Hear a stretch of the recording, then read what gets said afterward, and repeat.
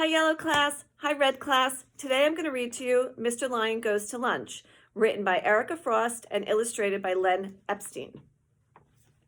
Mr. Lion carried his lunch across the hot meadow. The sun was strong, the grass was dry and yellow. At last he came to a very large tree with a wide trunk and big white flowers. Mr. Lion lay down in its deep dark shade. He was hungry, he was tired, he wanted to be alone. He sniffed his food. It smelled good.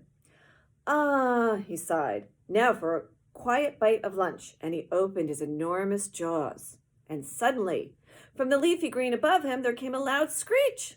Mr. Lion flew up to his feet. He looked up, up, up.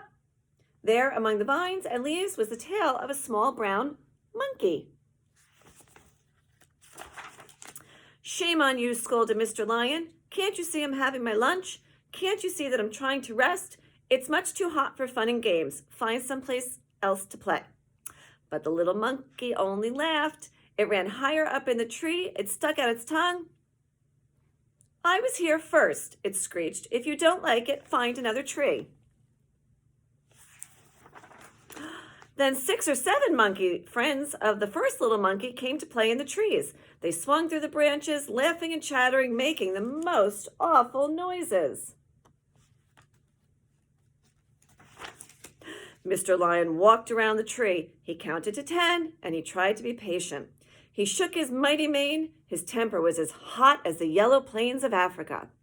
Then he remembered the water hole. I will eat lunch near the water, he said. I will think nice thoughts. I will sing a song. Then after a cool drink of water and a little snooze, I will be myself again.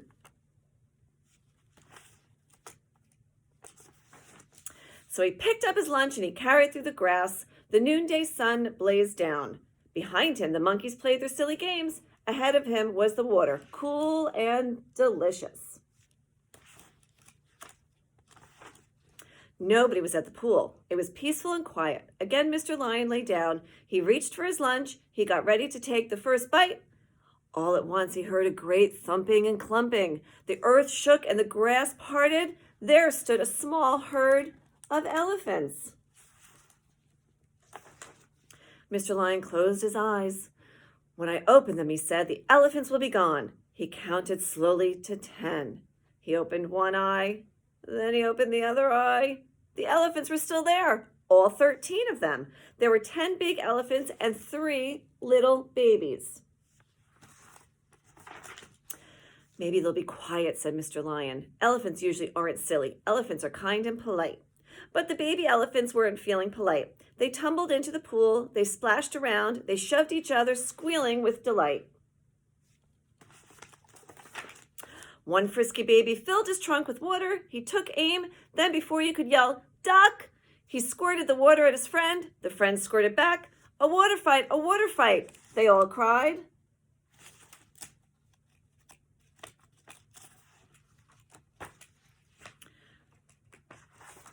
Soon water was flying everywhere. Mr. Lion was dripping from head to toe. Oh no, he cried, this is going too far. He showed his teeth. He sharpened his terrible claws. 2 big elephants raised their trunks and sounded a warning. They were very, very big. They were as big as the African sky. Mr. Lion shrugged. He picked up his lunch and he walked away. I don't believe it, he said. I do not believe it. After a while, he got tired of walking. He rested in a little patch of shade. He sniffed his lunch. It smelled wonderful. Now, said Mr. Lion, it's now or never. Just as he said this, a greenish monster with 4 round legs came rolling across the plains. Honk, it tooted, honk, honk, honk.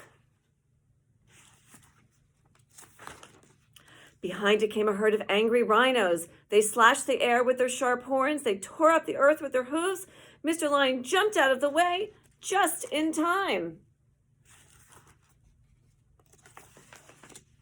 When they were gone, Mr. Lion looked around. He tried to find his lunch. There it was, lying in the dust. It was stepped on. It was rolled on. It was a mess. Mr. Lion's eyes flashed. He tossed his head and roared a horrible roar. He clawed the dirt. He charged the dry grass. Angry lion! Screamed the monkeys. They scampered to the treetops, hugging each other to keep from falling down. Angry lion! Cried the zebras and the rhinos and the elephants. Angry lion! Shrieked the birds and the cheetahs. And the giraffes, who had no voice at all, just stood there and shook. I want my lunch, thundered Mr. Lion. Give me my lunch, he roared and roared and roared. I think he's only hungry, whispered the little brown monkey.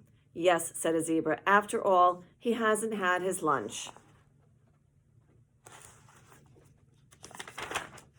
Then all the animals felt sorry. They gathered together and planned a big surprise.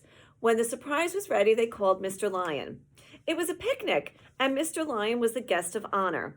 Upon his head, he wore a crown of leaves. There were plenty of good things for all of them to eat. They ate and ate and ate and ate. The party lasted for hours. Then they danced in a circle in the moonlight until it was time for bed. The end. Bye.